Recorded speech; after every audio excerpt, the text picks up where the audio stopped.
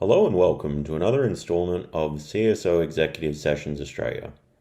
I'm Ed Kennedy, the editor of CSO Australia, and I'm very pleased to be joined today by Nathan Morelli, Head of Cybersecurity and IT Resilience at SA Power Networks. Nathan, welcome. Thanks, Ed. Great to be here. To start, can you tell us a little about your role? Thanks, Ed. I'm the head of cybersecurity and IT resilience for SA Power Networks. SA Power Networks is the distributor of energy for the state of South Australia, and my role as the head of the capability is to make sure that we're managing cybersecurity risk, to ensure that we have the right controls in place, the right processes in place, and then also lead IT resilience, which means that we're able to recover from whether it be a cybersecurity incident or another type of outage and still enable the business to deliver the services that our customers require. What can you share with us about your organization's current goals in the cybersecurity space? SA Power Networks is a leading organisation when it comes to cybersecurity. We've got a very mature capability, which we've worked really hard on over the last 5 to 10 years to build up. And our current goals are really around supporting our organisation's strategic goal of enabling the future energy construct as it might be. There's a lot of change in the energy market, and there's a lot of change in the way consumers want to view information about their energy, and also how they have a role to play in that energy market as well, with electrification of their homes and also with solar, for example, on their rooftops. So our role as a cybersecurity capability in that is to make sure that that environment is secure and that we enable that future technology to be used on our network, but also that our operators and the people within our network operations center and our end users have the comfort that they can trust the data that they're seeing and make decisions based upon that, either as a customer or as a network controller. So cybersecurity has a big role to play in that, in enabling those really advanced network systems to operate in a trustworthy manner, and that they're available when they need to be available. So we get involved in that process a lot, and it's really just about enabling our organisation to achieve those goals. What pleases you about the current state of cybersecurity in Australia? Yeah, well, what's really great about cybersecurity in Australia, I think, is that we're really collaborative as a country. I think that cybersecurity resources and the people in leading it, and that's across all levels as well, are really open to talking to each other about what they're experiencing and how they're putting in controls to either minimise damage or to prevent future damage as well. We're really good at sharing incidents, and I think that's really critical in our industry, is to learn from each other around where controls failed or where we didn't have controls in place, and where other organisations can then put those controls in place, which ultimately leads to a more secure nation and ultimately leads to greater outcomes for cybersecurity as well. So that's what really pleases me about cybersecurity in Australia at the moment. And we're really lucky in Australia to have some regulatory requirements set for cybersecurity as well. So they can enable organisations that might not know a direction to follow, or maybe having trouble to convincing the right decision makers that cybersecurity needs more investment. Regulatory requirements can really help with that as well. So I think we're really world leading from that perspective as well. So a great collaborative community, some really good support from government around regulatory requirements. They're probably the two most pleasing things for cybersecurity for me in Australia. What concerns you about the Australian cybersecurity landscape at present? What work do you think remains to be done?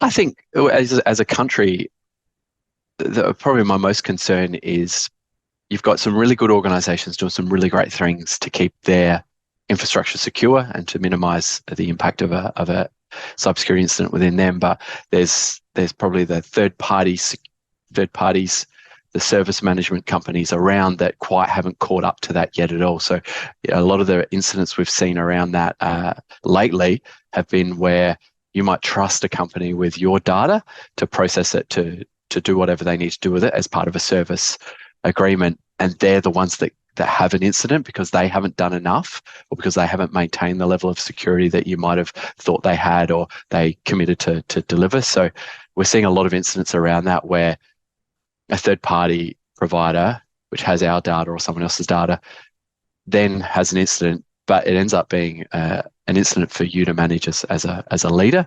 I think there's a lot of work that needs to be done around that, and it's almost not a new issue. We went through this with managed service providers 5-8 years ago. The ACSC put out some guidance and they continue to build that guidance, but they need to catch up so that we can then start trusting the people that we need to support us in delivering our strategic outcomes as well.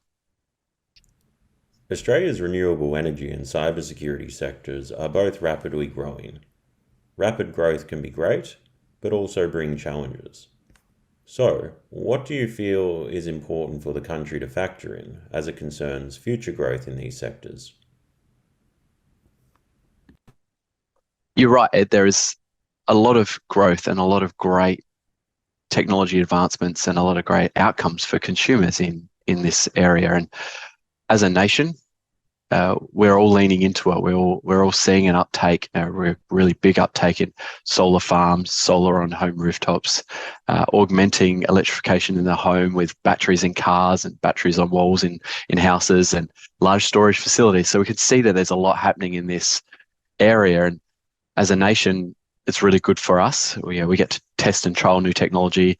South Australia is really lucky that multiple days in October and November, we can run off totally renewable energy. So we've got to rebuild our network to suit that. We've got to rebuild our network as a two-way network to not only distribute electricity from homes, but also take that electricity from homes and redistribute it into a national energy market. So from a cybersecurity perspective, as a nation, everybody that's involved in that supply chain, we've got to ensure that we've got the right baseline cybersecurity on technology and products in those markets and in those areas to ensure that we are minimizing the chances of an incident in those areas as we continue to grow that technology and we grow that national energy market supported by the renewables, that when we become reliant upon it, that a cybersecurity incident doesn't impact the availability of that energy. So what we really need to see nationally is a really coordinated approach, which is happening. We are very collaborative as bigger utilities. We're really collaborative, but what we need as support is greater support from from a standards point of view, something that we can then say as a country or as a country, these are the standards that you who are putting technology into this environment, into this renewables energy market, these are the standards you need to meet because you are creating internet connected devices and you are transporting information over the internet. So these are the standards you need to meet, and we really need help nationally to do that. It's quite hard to lead from a small group of utilities to do that. So that's kind of where we see the greatest piece of assistance to continue to allow us to evolve and take advantage of the renewables market. When we consider the relationship between renewable energy, cybersecurity, and national security, in what ways can bridges more effectively be built across these sectors to your mind? I think when you're bridging sectors, it's really important to have a really collaborative and open approach and to build trusted spaces for information sharing. I think where there are pockets of great things being done across different utilities, and we are one of them in terms of us building a secure enclave to take a lot of this data that's being created and a lot of that tracking data and decision-making data being out there in consumer land almost. Like we're building a secure enclave to kind of take that. We need to then share how we're securing data and how we're building trust into that information sharing process across our network into the wider national energy market, so that when we learn and when we secure things, that we then share that with others, that then creates a more secure national energy market that can rely upon the signals that they're receiving to make decisions. So those trusted communities are really important, and Home Affairs have come a long way with those in terms of the trusted information sharing network and building smaller groups within that to share information. But it's also about larger utilities such as us, other ones around the country, leaning into that process and being really forward thinking and saying, look, if I contribute back into the knowledge of the community becomes more knowledgeable and then more secure as a nation. So I think that's really important, is driving collaboration and supporting it as well, and supporting open, honest collaboration within the trusted information sharing network as well. Nathan, I'm appreciative you're a proud South Australian, and that there is indeed so much to be proud of when it comes to South Australia's endeavours in cybersecurity and defence. For anyone yet to hear much about South Australia's activities in these areas, what can you share with our audience concerning what makes the state special in this regard?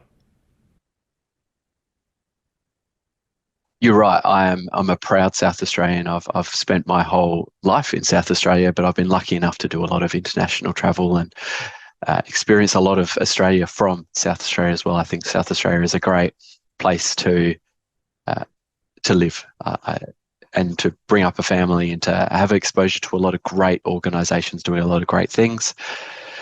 We've got a lot of variety in South Australia. We've got defence, you're right. We've got naval shipbuilding. We've got submarines. We've got DSTG, or the great defence research facility out there. We've got great universities. But from a corporate perspective, we've really got a really great variety. And from a cybersecurity specialist and analyst level, all the way up to being a head of a capability, you've got a really great opportunity in South Australia to own and deliver a lot in a very small time frame as well. I've had a lot of great exposure in South Australia to different industry verticals and been able to make change in all of them, because you're not too big, but you're also not small either. So you kind of have it's a really nice sweet spot in terms of being able to understand an organization, understand its strategy, and then build some cybersecurity change into that as well for better achievement of goals in a cybersecure way. So that's what I like about South Australia. And on top of that, we've got great wine, great food, really great seafood, great restaurants and bars, and a wonderful central market. So it's a great place to stay as well. What insights would you share with cybersecurity professionals keen to learn more from another professional in their field?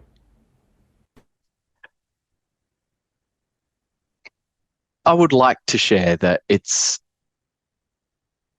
really about reaching out, being forward leaning into it, it does take a little bit to put yourself out there and say, this is my story, but it does start with a story. So create a story.